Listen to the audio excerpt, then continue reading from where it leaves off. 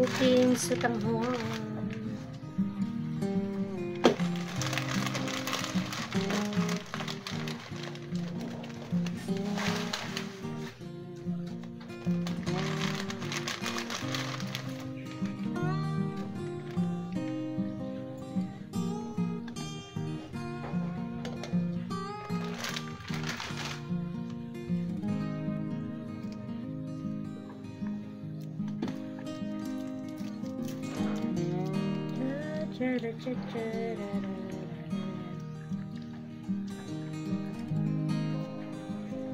Nor cubes. Ilunod natin ang isang buong nor cubes. Ayan. Madali lang lumambot yung ano natin, oh. Yung ating we have our seafood na ano, sago,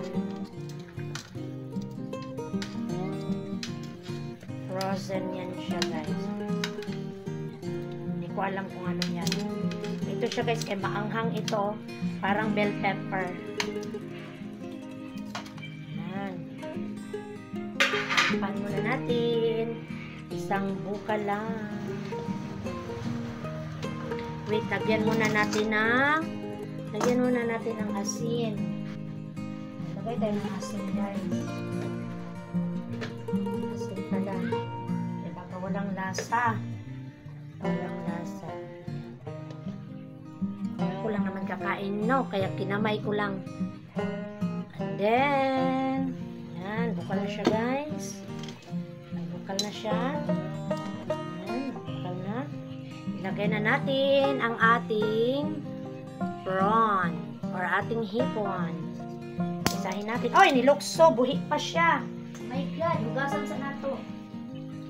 Nilukso siya, guys. Buhay pa siya. Buhay pa. Yung prawn. Buhay pa yung prawn natin, guys. Bakit kasi hindi na lang ihuwad ritso, no? Kimpit pa dito siya, guys. Tingog na itong ref, guys. Murag kabinet. Yan. Isang bukal na sad siya, guys. Atong takluban. Takluban natin. Ayan. Ayan. Luto na yung prawn. Kaya, wag na natin patagalin. So, hindi mawawala yung gulay. Dapat may gulay tayo, guys. Masarap pag may gulay. Dito sa area, ginailugan ang gulay. Kaya, dito damihan natin, guys. Masustansya. Gulay. Petchay yan siya, guys. Petchay. Okay. 1 minute lang yan, guys, para hindi malata ang atong gulay.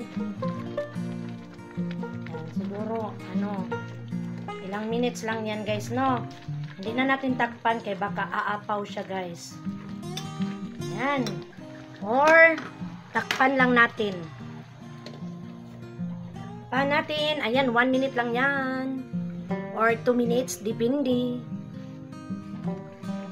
Ayan, guys. Luto na ang atong sotanghon with seafoods.